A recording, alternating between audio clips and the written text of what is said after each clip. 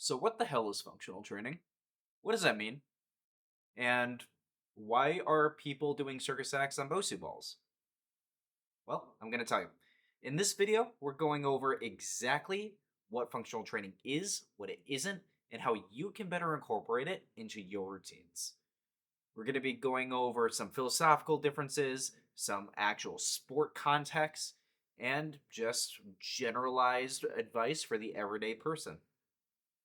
So let's get into it. And stick around till the end of the video for a free guide on how you can start incorporating functional training into your day to day routines. Simply put, functional training is training to perform. Now, it seems like a cop out because it kind of is. No two people are going to have the exact same goals, and thus, no one routine is going to be better than another in terms of functionality. After all, a collegiate wrestler's workout is going to be vastly different than middle school tennis. And that is even going to be different than the average grandma that walks in and just wants to be able to carry her groceries home with ease. Now, these three people, if they have routines that are specified to their needs, are each doing functional training. They're each doing training that will help them reach their goals. But like I said, that doesn't really answer the question that most people are asking when they're looking into what functional training means. After all, if functional training just boiled down to do the thing, then that grandma should be doing nothing except for farmer's carries and farmer carry accessories. Likewise, the wrestler should just wrestle and do calisthenic exercises. And we know that in sport and in life, that's not exactly how this type of training works. So, what people were really asking when they ask what is functional training is how applicable is this exercise to any given task in a day-to-day life? And that's where things get fun. The easiest start to answer this question is just on your feet. After all, that's where we spend most of our time as people, so it would only make sense that if we want to train for full functionality, we would do most of our training on our feet. Easiest example I can think of off the top of my head is instead of doing a seated overhead press, opt for a standing barbell overhead press, or better yet, kettlebells, so that you can challenge each arm individually. Like my coaches have said, the tool can also be the teacher. What that means is that by diversifying what you train with, you'll also be diversifying how you train. A clean and jerk with a mace is going to be different than with a kettlebell, different than a log, different than a bar. You get the gist. By expanding your range of training options, you'll be incorporating new facets of your physiology that otherwise would go completely untapped. Take maces and clubs, for example. They are a fantastic means of training circular strength. A kettlebell is too, but in a much more linear way, ironically, that forces dynamic load control in an offset primary position. Now, that doesn't mean that you should exclusively use kettlebells or maces, but instead that by cycling through different tools, you can learn how to move your body in ways that most gym goers will never experience. Being able to maneuver like this is also extremely beneficial. Going from standing to walking, or even a dynamic crouch, can help to increase the applicability of your exercises in real time.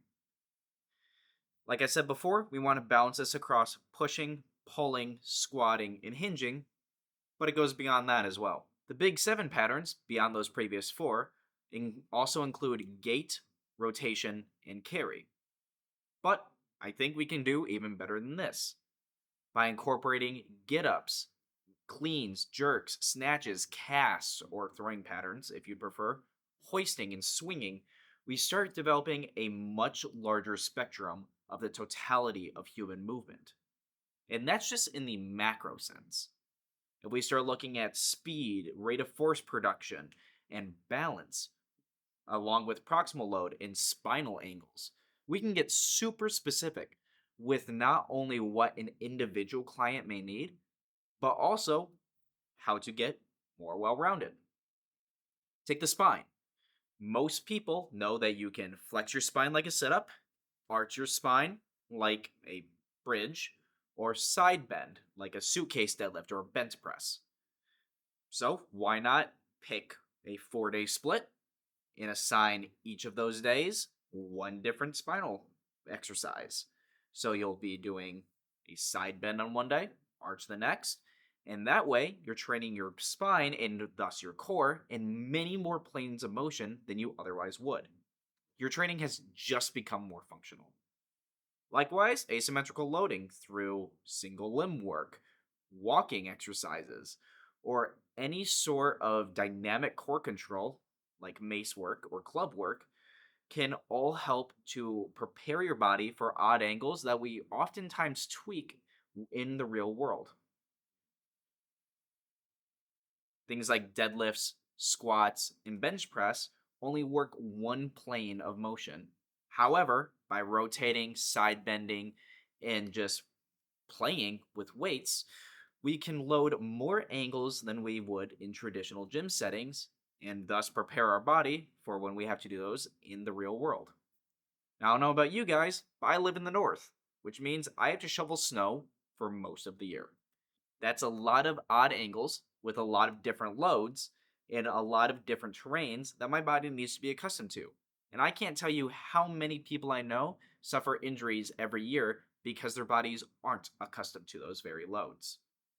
It's sad, but it's preventable. The coolest part about training like this is that you don't even need a gym.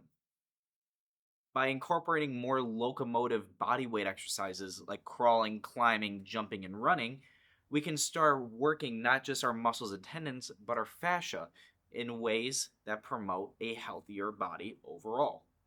Rope flow is again the Rosetta Stone of human movement, teaching us throwing patterns, that oh so sweet dynamic core control, and jumping patterns, all in a way that's fun and engaging.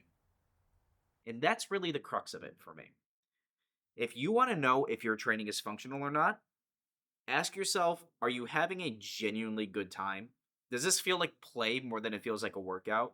Do you feel like your favorite superhero? Because personally, I don't want to work out if I don't feel like Batman.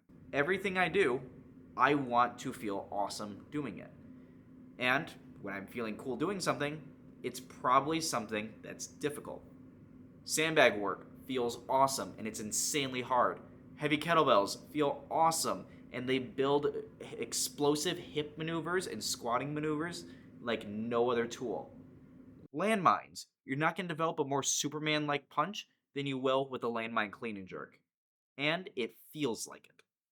And I would argue that feeling of badassery is more important than any amount of deconstruction you can apply to the word functional.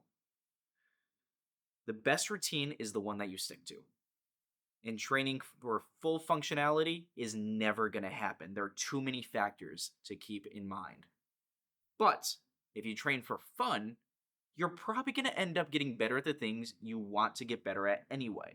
By playing sports, by doing coordination work, skill practice, you're going to be moving your body in creative ways that will also help your mind to grow. And thus, we're getting the full spectrum of human performance in there. That's better than any hybrid athlete program can offer you. So, what does it mean to be functional or train functionally? That's entirely up to you. If you're enjoying what you're doing, playing your sport, getting better at the things you want to get better at, then your training is probably functional enough. And if you're not getting better at the things you want to get better at, there are ways to improve. Just by moving your body in different ways, practicing dynamic core control, and playing, you're going to notice a massive difference in your overall health and physical performance. If you like this video, be sure to hit that like button down below and subscribe for more content. You likely won't be getting a whole lot more like this. It was entirely unscripted and impromptu because I'm working very hard on the Spider-Man video that I haven't been proud of so far. So stick around. That'll probably be dropping on Wednesday. And until then, be sure to check out our other videos on Hellboy, rope flow, and how to make your New Year's resolutions actually work for you, because I'm sure most of you have already given up on that. But so I hope to see you soon. And until then, get training.